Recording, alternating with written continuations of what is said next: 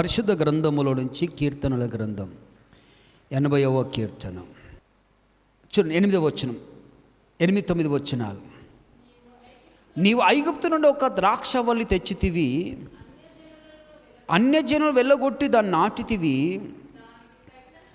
దానికి తగిన స్థలము సిద్ధపరిచితివి, దాని వేరు లోతుగా పారి అది దేశమంతటా వ్యాపించెను, దాని నీడ కొండలను కప్పెను, దాని తీగలు దేవుని దేవదారు వృక్షములను ఆవరించెను, దాని తీగలు సముద్రం వరకు వ్యాపించెను, యూఫ్రటీస్ నది వరకు దాని రెమ్మలు వ్యాపించెను అనే మాట. ఇక్కడ గ్రంథకర్త ఆసాపు గారు ఏం చేస్తున్నారంటే విన్నపం చేసుకుంటున్నారు. ప్రభువా, మా పితరులు ఒకప్పుడు బానిసత్వంలో ఉన్నారు. ఎక్కడ? ఐగుప్తులో.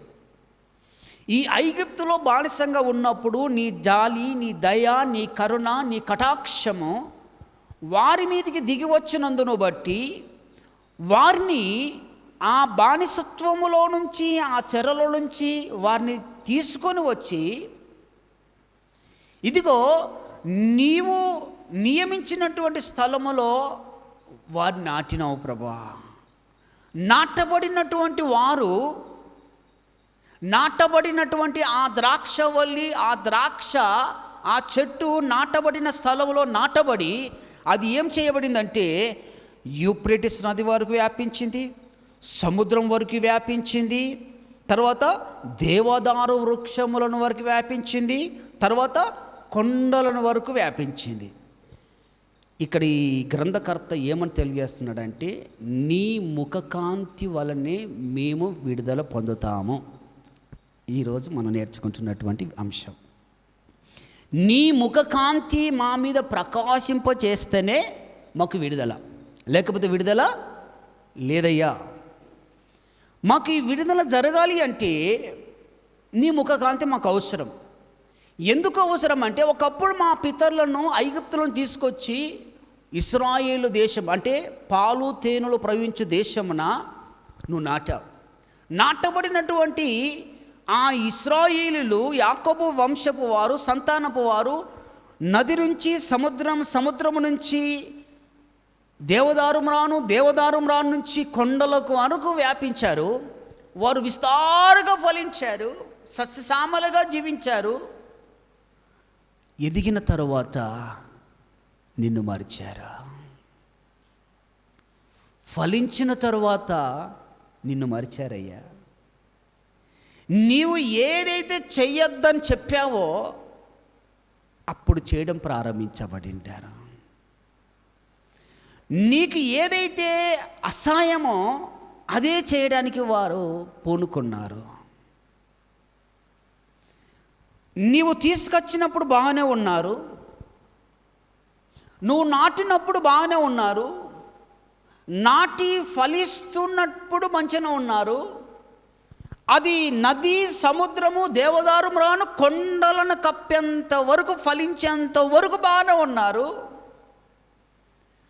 విస్తారమైన ఆశీర్వాదము, ఫలములు సంపాదించుకున్న తరువాత నిన్ను మరిచారు.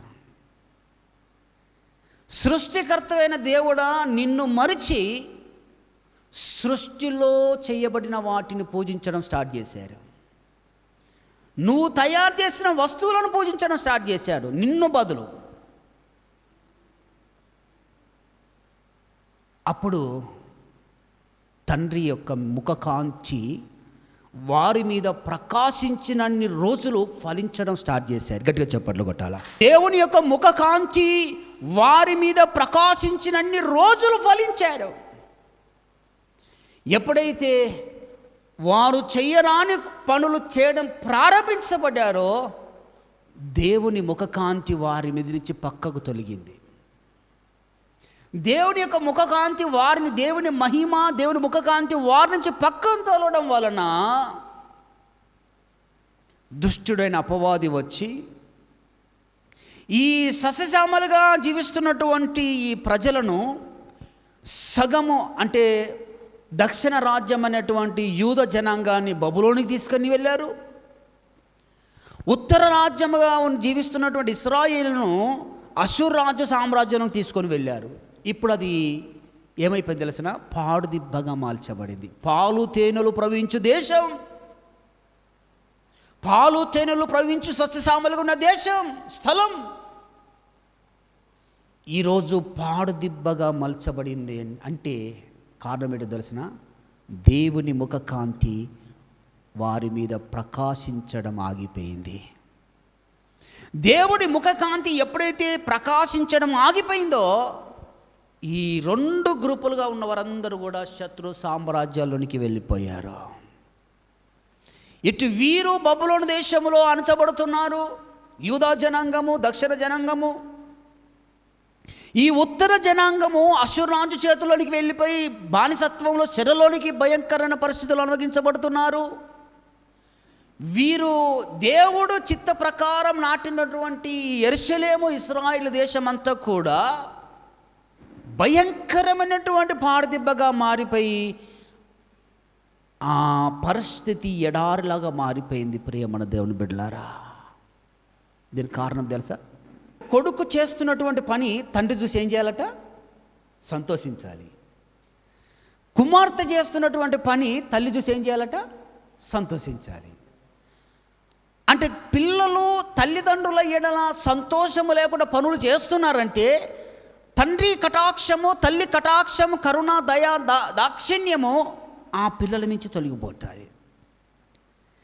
ఈ పిల్లల నుంచి ఎప్పుడు తొలగిపోతాదో వారు నానా రకాలుగా శ్రమలు పాలవుతారు.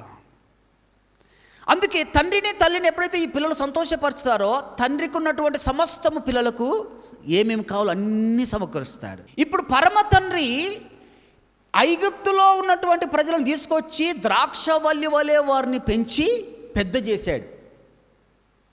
పెద్ద అయ్యాక ఏం చేశారంటే ఆ తండ్రినే మరిచి సృష్టిలో ఉన్నటువంటి చేయబడిన ప్రతి వస్తువును పూజించి నమస్కారం చేశారు.